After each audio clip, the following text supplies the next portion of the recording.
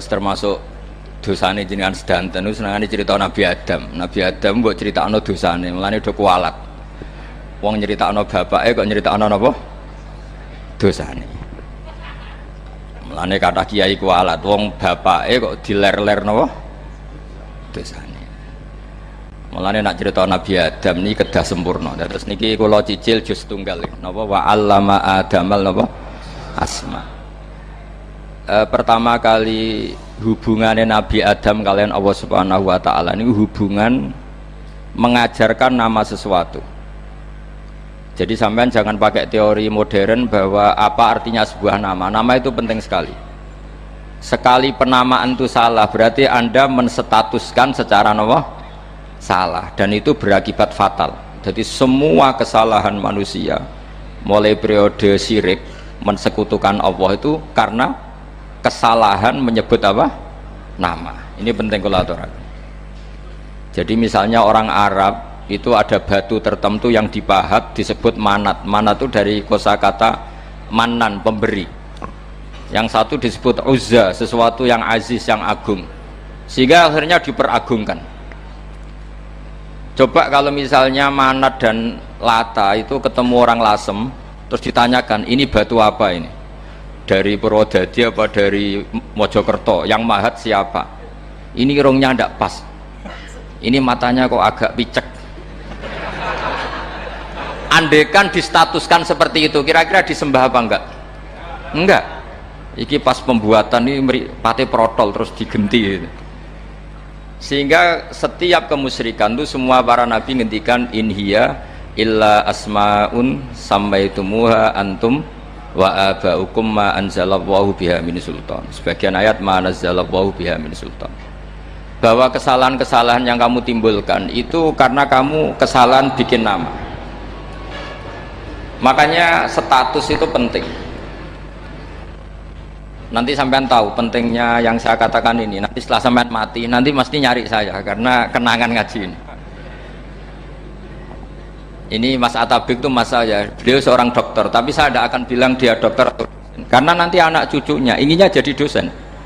Tapi kalau saya menstatuskan dia turunan Mbah Sambu, babai wong alim, wah anak putune arah alim isin, dia nak di status no pegawai negeri dosen, wah anak putune golek duit pikirannya kan.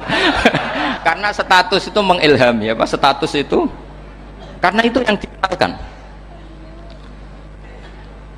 Makanya ini penting. Fir'aun ketika dianggap sebagai Tuhan itu karena dia berhasil menamakan dirinya orang yang nggak pernah sakit dan dia penguasa. Penguasa itu artinya apa? Dia memimpin sekian orang, akhirnya dianggap Tuhan. Tapi ketika debat terbuka sama Nabi Musa, pertama mohon standar mawon nggih. Pertama kata Fir'aun, wa ma rabbul alamin, lalu Tuhan kamu itu siapa? Kata Musa, yang menuhani langit dan bumi. Fir'aun masih bisa berargumentasi, setahu saya di bumi Tuhan hanya saya. Soal kemungkinan Tuhan Anda di langit, terus Fir'aun nyuruh Haman, ya Haman ibnili sorhal la'ali abluhul asbab as-samawati fa'attali'a ila ilahi Musa. Tapi kalau itu dibuktikan, nanti Musa pasti kalah, karena kalau Fir'aun naik ke langit pasti gak melihat Tuhan. Wong yang Nabi saja gak ngelihat, apalagi Fir'aun, pasti dia bilang gak ada. Tapi apa yang bisa mengalahkan Fir'aun adalah argumentasi status. Kata Musa, Rabbukum wa Rabbu abaikumul awalin, yang nuhani nenek moyang kamu.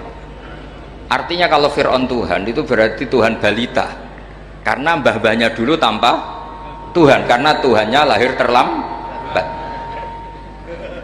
Akhirnya Fir'aun saat itu juga para pengikut Fir'aun langsung menjadi mukmin meskipun menyembunyikan imannya.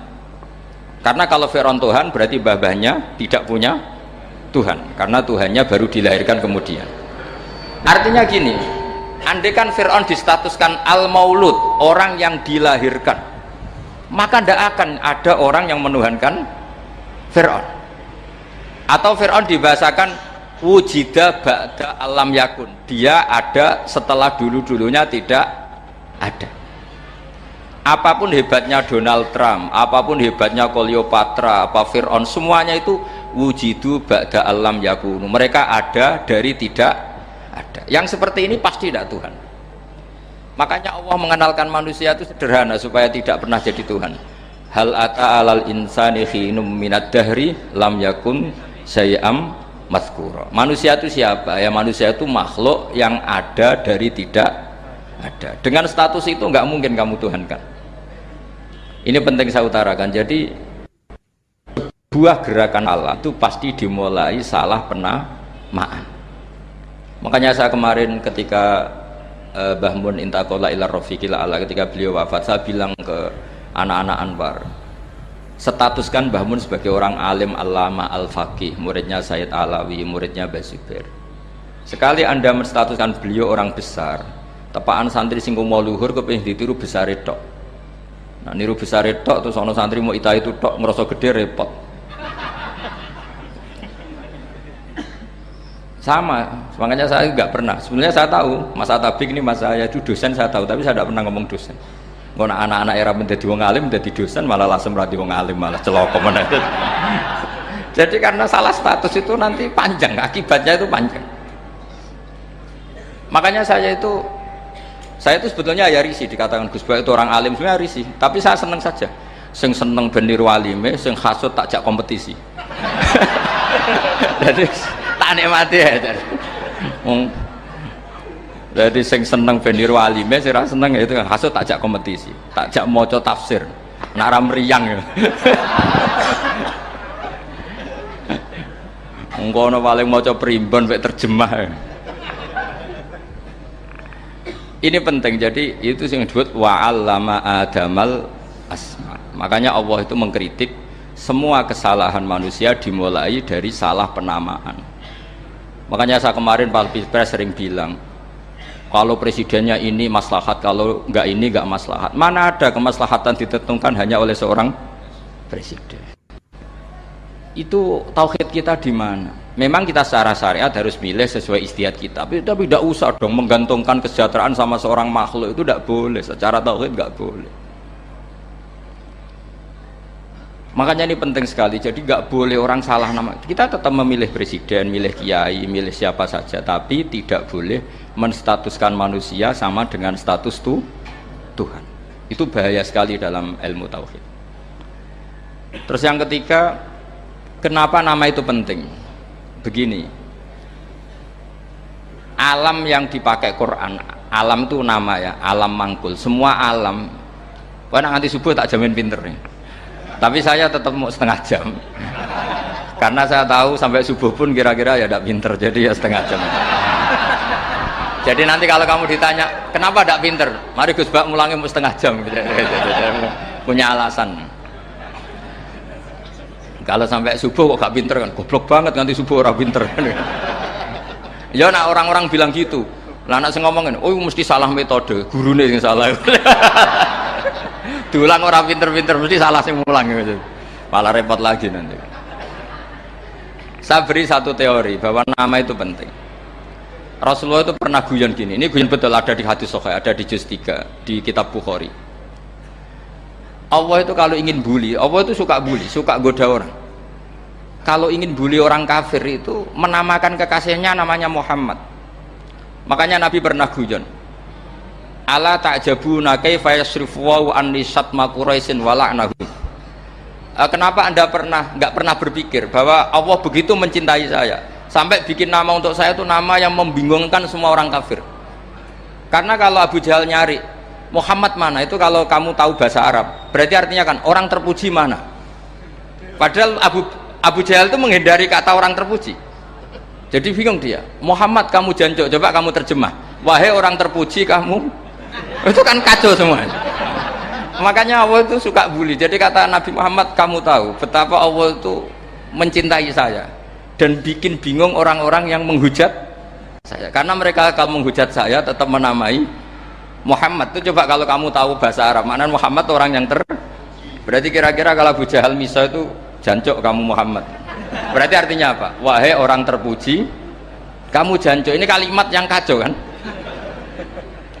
Akhirnya Abu Jahal pinter, kalau nyari Muhammad bilang gitu, ya mudhammam, ainal mudhammam, Makanya kata Nabi, yastamu namudhammaman wa yal'aunu namudhammaman wa ana Muhammad. Akhirnya Abu Jahal kalau nyari Muhammad, ainal mudhammam, mana orang yang tercela? Akhirnya orang-orang tanya, mudhammam itu siapa? Muhammad itu loh. Akhirnya dia keliru lagi. Ya Muhammad itu loh. Akhirnya ya bilang Muhammad lagi. Jadi kayak apa? Makanya itu saya mangkal kalau sama orang ndak anaknya Kiai jenenge Agus, karena ya tetap diceluk Gus. Karena ya saya itu punya teman itu gak Gus, mangkelnya bukan main sama anaknya Kiai. Dia punya cita-cita anaknya nanti dinamai hanya Agus saja, supaya semuanya manggil Gus. Terus nanti yang hasut ya bilang Dus. Kayak kemarin pas pilpres itu macam-macam. Tapi ini penting saya utarakan. Jadi nama itu nggak boleh salah, status juga nggak boleh salah. Makanya saya ingin misalnya anaknya Kiai kok jadi pejabat, ya sudahlah jabat itu. Saya betul, saya sampai sekarang dengan Gus Yasin itu ya tetap nyucup. Saya bilang ini putra guru saya, ini Gus saya. Saya tidak pernah membahasakan beliau wakil gubernur. Bahayanya nanti suatu saat, oh ini mantan, kan repot. Jadi ini penting, status itu penting. Orang sekali salah status itu bahaya, ke depan itu bahaya sekali. Karena tadi saya bilang, tadi misalnya banyak kan anaknya orang-orang alim alamah, terus anak cucunya jadi dosen atau jadi doktor gitu. Terus ini yang jadi status. Nggak boleh seperti itu. Ya sudah, dokter secara akademik dia jadi PNS karena kestatusan itu, tapi di keluarga tetap saja status alimnya saja. Atau mudawimul khairi, mudawimut tahajud, mudawimu apalah, ini selalu tahajud, ini selalu deres, ini selalu ibadah. Sehingga anak cucu kita ya kenangannya itu. Anak-anak saya meskipun kecil itu jamaah terus, karena ya saya selalu jamaah. Dan saya melihat kalau anak saya tanya, Pak, kenapa Bapak sholat terus? Ya saya bilang, sepantesnya jadi manusia sujud, cuma selama melok dudunya melok nganggo pangeran dibayari ya ora gelem. Kata saya gitu, wong nganggo mae wong ya bayar, lagi nganggo bumine pangeran ra bayar wis anggap ae sujud itu bayar, kata saya gitu. Sehingga merasa sujud itu satu identitas. Ini penting saya utarakan karena tadi saya betul-betul mengenang istilah Allah wa 'allama adamal asma. Semua kesalahan itu kata para nabi inhiya illa asma'un samaitumuha antum ba'ataukum. Kita membahasakan misalnya Presiden Amerika, orang terkuat di dunia. Bagaimana mungkin orang terkuat kemudian agak mangan sedino lemes? Hebatnya ning ndi? Iku nak pas mules weteng agak ngising ya lemes. Hebatnya apa? Makanya Allah ketika menerangkan Isa itu tidak Tuhan, itu Allah sederhana cara ngendikan. Kana yakulani to amal masih ibnu Maryam illa rasul qad khalas min qablihir rusul wa ummuhu siddiqah kana yakulanit to'am. Artinya kalau Isa itu tidak mangan ya lemes, nak keluarkan ya kudu ngising. Lalu terus mbok sembah itu terus piye? Jadi gak kebayang seorang Tuhan kemudian kalau gak makan tuh lemes. Berarti statusnya Isa apa? Orang yang lemes kalau tidak makan. Terus kamu Tuhan kan? Aneh gak? Aneh. Jadi andaikan manusia dengan status yang diterapkan Allah, yang distatuskan Allah, itu pasti tidak ada yang salah. Karena yakulanit to'am. Saya itu insya Allah tidak akan pernah salah nama. Saya punya cerita ya tentang nama itu. Ketika seseorang baik sama tetangga, itu kalau sampean seorang mukmin yang mukhlis, mukmin yang ikhlas, pasti ya karena diperintah Allah. Saya ngajar seperti ini karena diperintah Allah. Baik sama pernah sepuh karena saya turunan Mbah Sambu, ya karena menghormati Mbah Sambu. Itu bagus. Sehingga dulu itu ada ulama, saya berkali-kali cerita, ada ulama punya tetangga itu berdua, anak muda. Ya Ahmad, silahkan ke rumah saya. Datang. Setelah datang ke rumah pemuda tadi, kata pemuda tadi, ya Ahmad silahkan kembali, saya tidak butuh kamu. Kembali Imam Ahmad, dan santai saja. Setelah kembali sekian menit dipanggil lagi, ya Ahmad saya jadi butuh kamu, datang ke rumah saya. Datang lagi. Setelah datang, saya tidak butuh kamu, silahkan pulang. Pulang sampai 3 kali. Itu Imam Ahmad senangnya bukan main, kelihatan ceria, senang. Lama-lama muda ini tanya, ya Ahmad kenapa anda tidak tersinggung, bukankah itu menyakitkan? Enggak, kata saya. Tapi saya akan menyebalkan. Enggak, kata saya. Kata Imam Ahmad, kenapa aja? Saya ini diperintah sama Allah, kan apik mbek tangga. Dadi nak mbok undang ya teko. Mbok kon mulai ya mulai. Alhamdulillah iso nglakoni perintahe Allah. Jadi aku ora ono hubungane mbek kowe. Sehingga orang itu gak bisa didikte oleh di sekelilingnya karena ya hubungannya langsung sama Allah Subhanahu wa Ta'ala. Jadi dulu itu orang jadi wali itu segampang itu. Kalau kamu kan enggak, hukum tentang tetangga itu kamu kayak orang kapitalis, kayak orang komunis, pakai teori sosial. Nak diapik yo apik, dieleki yo elek. Itu kan pikiran PKI itu. Artinya satu perilaku sosial didikte oleh makhluk itu perilaku orang mukmin atau orang PKI. Itu orang PKI. Kalau orang mukmin yang mangkana yu'minu billahi wal yaumil akhir fal yukrim jarahu, kita baik sama tetangga karena diperintah Allah, sehingga kecewa ada kecewa ya santai saja. Imam Ahmad katanya, kenapa engkau tetap ceria? Aku ora urusan mbek kowe, urusanku mbek pangeran. Pangeran ngutus sampai mbek tonggo. Ya sudah seperti itu. Jadi andaikan seorang manusia melakukan kebaikan karena dia makmur amarahu wa, kita diperintahkan Allah baik sama tetangga, ya biasanya tetap seperti itu. Kita diperintahkan Allah baik sama, sehingga ketika ngalami kayak yang dialami Ahmad kita santai saja. Ketika kita datang bi amrillah, ketika kembali ya bi amrillah, sehingga ya sudah kita dapat pahala. Tapi kalau kamu kedikte secara sosial, maka kamu akan menjadi orang murahan, yaitu seorang ulama didikte oleh anak muda yang kampungan. Justru kita kalah kan, kita kampungan sekali karena kita ulama senengnya kalau disenengkan orang, mangkelnya kalau dimangkelkan orang. Artinya apa? Kamu didikte makhluk. Itu kerennya di mana coba? Kerennya di mana? Nggak ada sama sekali. Apalagi yang dikte trimo canom sing goblok sing desa. Kamu seorang ulama besar. Tapi kalau kamu hubungannya dengan Allah, dia muji kamu, alhamdulillah dipuji. Dia memaki kamu, alhamdulillah dapat pahala lewat jalur sabar. Kan santai saja. Sehingga saya berkali-kali bilang, setan itu untungnya tidak pernah ngaji saya. Kalau ngaji dia pasti ngerusak metode, rubah metode. Tapi saya tadi berdoa supaya ngaji ini gak didengar setan. Setan itu ya goblok betul. Setan itu kan suka ya kalau anaknya kiai, cucu kiai dibikin konflik. Dia ngiranya dengan konflik pondok itu tidak solid. Ternyata enggak. Misalnya masa tabik konflik sama keluarga, Bani Lasem, terus ada yang minggat ke Papua kemana-mana. Namanya turunan kiai di mana-mana bikin pondok, bikin masjid. Yang dulu masjid hanya ada di Lasem, barokahnya tukaran ada di mana-mana. Lah itu namanya setan itu salah perhitungan apa? Makanya gobloknya dia itu udah ngaji saya. Kalau ngaji tak kasih tahu itu bahaya itu. Bikin kiai konflik itu bahaya. Iya betul. Islam ada di Indonesia itu ya barokahnya konfliknya sahabat. Sayyidina Ali dan Sayyidina Muawiyah itu konflik. Banyak sahabat netral yang ingin menghindari itu mau ke Cina. Di Selat Malaka sebagian terdampar, terus ada yang ke Aceh, ada yang ke Sumatera. Namanya Syekh Baros, itu muridnya Sayyidina Ali. Makanya awal Islam di Indonesia dimulai Syekh Yusuf Baros itu. Kalau Timur Tengah nggak ada tukaran tuh nggak ada, Islam menyebar kemana-mana.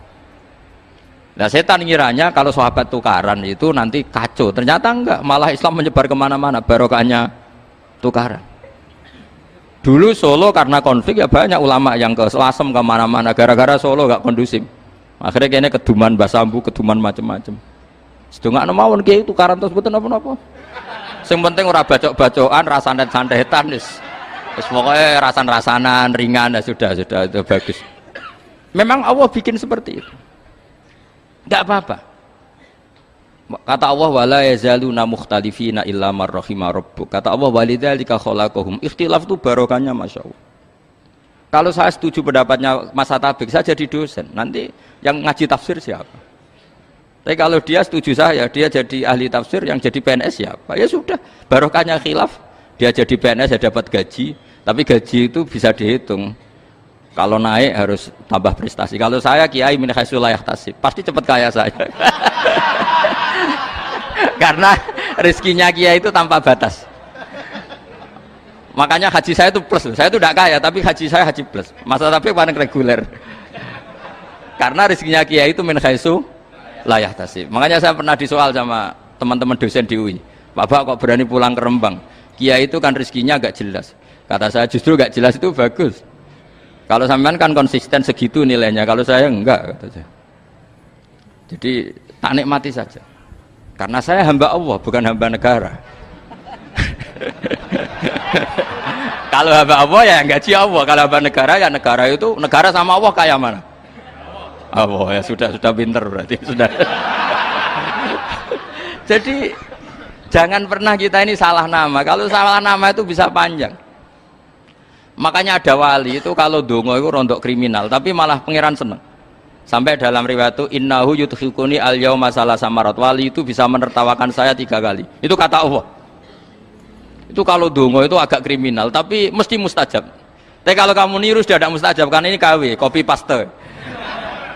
Itu kalau dia datang ke Raudhah itu bilang gini wali tadi, ya Allah, saya ingin jadi orang baik. Jika engkau turuti doa saya, maka surra habibuk, kekasihmu ini menjadi senang. Tapi jika saya jadi orang jelek, surra aduwuk, yang senang itu iblis. Sekarang milih mana jenengan, menyenangkan kekasih kamu atau menyenangkan musuh kamu? Itu cuma riwayat. Terus kata Allah bilang ke Nabi Muhammad, karena wali kan ada alam roh, wis kandhani wis mustajab, coba lain itu bae gue. Segampang itu wali punya hubungan. Saya ulang lagi ya, tapi jangan ditiru. Karena kamu tidak wali, nanti setelah wali niru gak apa-apa. Ya Allah, saya ini ingin jadi orang baik. Kalau saya jadi orang baik, maka surra habibuk, kekasihmu menjadi senang. Kalau saya jadi orang buruk, surra aduwuk, musuh kamu menjadi senang. Tinggal engkau lah sekarang sebagai Tuhan, senang menyenangkan kekasih kamu, menyenangkan musuh kamu. Ya tentu Allah pilihannya kan senang menyenangkan kekasihnya. Terus kata Allah, sudah sampai situ aja doanya, jangan panjang-panjang, baca-baca malah repot. Semudah itu mereka hubungan dengan Allah Subhanahu wa taala karena mereka tidak pernah salah nama. Kalau kita kan tidak. Kita tidak mesti walinya, tidak mesti istiqomahnya, kiai saja karena diangkat MUI, bukan karena kiai betul, atau diangkat di struktur kepengurusan NU. Terus doa pakai namanya sendiri, ya Allah, saya ini ngitmai agama sudah lama, mbok ya saya ini jadi gini-gini. Status kamu itu belum ada di arsy. Ini penting saya utarakan, jadi nama status itu penting sekali. Sehingga semua kesalahan saya ulang lagi itu karena status.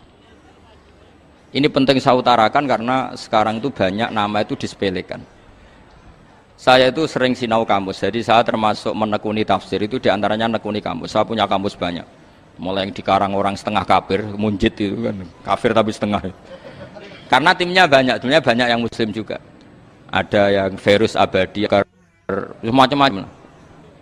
Yang saya kenang dari kamus, diantara kamus yang saya kenang tentu miliknya Said Zabidi, kamus Mukhid itu. Ada kamus milik saya namanya Mukhtarus Sikha, itu dikarang oleh orang alim. Itu bilang begini, sama tak bedai sekarang, lafadz ilah itu maknanya apa? Tuhan kan? Tasniahnya apa? Dia bilang isim ini tidak punya tasniah. Dia bilang ilah, normalnya tasniahnya ilahani, jam'anya taksir alihah.